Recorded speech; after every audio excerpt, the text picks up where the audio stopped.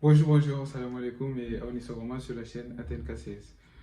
Aujourd'hui, on va commencer la série d'exercices sur les équations différentielles. J'avais fait deux vidéos pour un peu condenser. Comme je vous ai dit, c'est un complément de cours, c'est pas le cours en entier, mais voilà, ça parle un peu de l'essentiel avec les équations différentielles. Donc aujourd'hui, on va entamer les exercices sur les équations différentielles.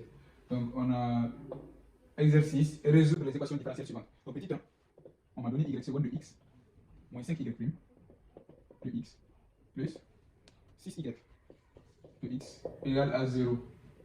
Donc là, c'est une équation différentielle du second ordre. Donc qu'est-ce que je fais? Donc l'équation caractéristique est.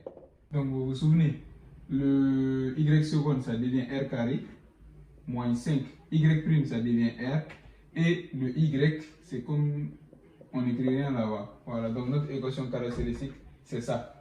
Donc ici, on a une équation du second degré, donc on doit calculer le delta. Donc, ça va nous faire moins 5 au carré, moins 4, donc b carré, moins 5 au carré, moins 4a fois c. Donc, c'est égal à quoi? 5 au carré, ça fait 25. Donc, moins 4 fois 6, ça fait 24. Donc, est égal à 1. Donc, R1 est égal à quoi? Ça fait moins b, moins facteur de moins 5, moins racine de delta, donc moins 1 sur 2a, donc sur 2 fois 1. 2 fois 1. Donc, est égal à quoi? Ça fait 5 moins 1 de tout sur 2. Donc, qui fait 4 sur 2, qui est égal à 2. Donc, le R1, il est égal à 2. Maintenant, le R2, c'est égal à quoi? Le R2, c'est égal à moins B, toujours, plus cette fois-ci racine de delta sur 2A, qui fait moins fois moins, ça fait plus. Donc 5 plus 1, ça fait 6, le tout sur 2. Donc 6 divisé par 2, ça fait 3. Donc, on a ces deux solutions. Maintenant, quand on dit que, par exemple, pour une équation différentielle dont on a deux solutions, donc la solution principale y de x sera a exponentielle de r1x exponentielle de 2x plus b exponentielle de r2x exponentielle de 3x. Voilà. En général, le A et le B sont déterminés à travers les conditions initiales. C'est-à-dire quand on nous donne des conditions initiales, ça va nous permettre de déterminer le A et le B. Sans quoi, on ne peut pas les déterminer. Donc ici, deuxième équation, on a y seconde de x moins y prime de x est égal à 0. Donc là, l'équation caractéristique, c'est quoi? L'équation caractéristique, c'est y carré r carré moins r est égal à 0. Cela implique quoi? R facteur de r moins 1 est égal à 0. Donc dans ce cas, on aura r égale à 0 ou r moins 1 égale à 0. Cela implique que r égale à 1 ici. Donc, on a deux solutions. Donc, on va dire que notre y de x, on a deux solutions. Cela veut dire que c'est a toujours exponentielle de r1x exponentielle de 0 plus b exponentielle de x. Donc, cela implique que y de x, dans ce cas, c'est a plus b exponentielle de x. Voilà, donc ça c'est le deuxième. Le troisième, on a y seconde de x plus 4y prime, 4y prime de x plus 4y de x plus 4y de x est égal à 0. Donc toujours l'équation caractéristique c'est r carré plus 4r plus 4 égale à 0.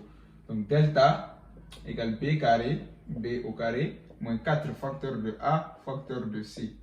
Donc b carré 4 au carré ça fait 16, moins 4 fois 4 ça fait 16, est égal à 0.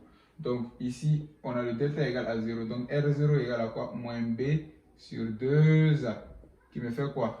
Moins b ça fait moins 4. Le tout sur 2 qui est égal à moins 2.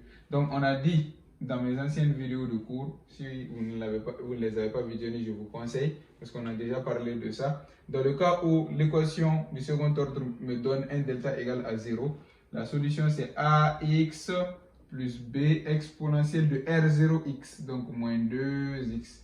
Donc comme je vous dis, le a et le b seront déterminés dans le cas où on a des conditions initiales. Voilà. Donc ça c'est le petit 3. On revient faire le petit 4. petit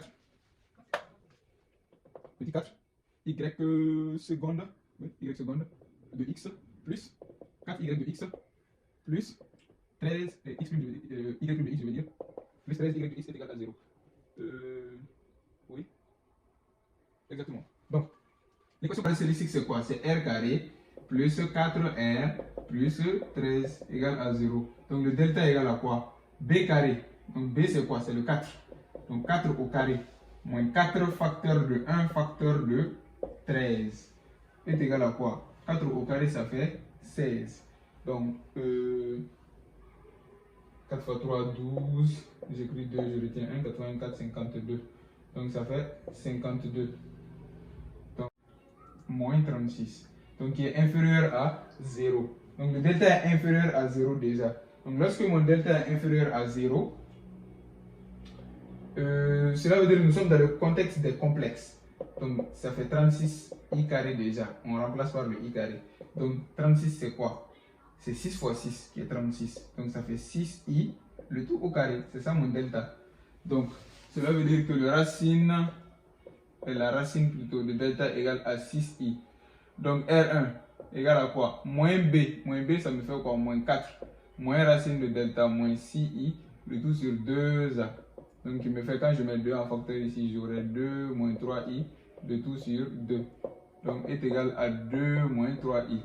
Donc, R2 est égal à moins B plus racine de delta cette fois-ci sur 2a, qui me fait, quand je mets 2 en facteur, moins 2 plus 3i, le tout sur 2. Donc, qui est égal à moins 2. Ici, c'est moins, j'ai oublié le moins. Voilà. Donc, ça fait moins 2 plus 3i. Donc, mon alpha, c'est quoi? Mon alpha, c'est le moins 2 et mon bêta, c'est le 3. Donc, comment on trouve la solution dans le cas où le delta est inférieur à 0? Dans le cas où le delta est inférieur à 0, la solution, je vais écrire la formule d'abord pour que vous soyez habitués. C'est A cos de bêta x plus B sinus de bêta x exponentielle de alpha x. Donc, ça me fait quoi? A cosinus de 3x plus B sinus de 3x exponentielle de quoi? De moins 2x. Voilà. Donc, y de x égale à ça. Donc, comme je vous ai dit, le A et le B sont déterminés à travers les conditions initiales. Donc, c'est tout. C'était les 4 équations que je voulais résoudre dans cette vidéo. Et on se retrouve dans une vidéo prochaine pour plus d'exercices sur les fonctions et sur les équations différentielles. À plus.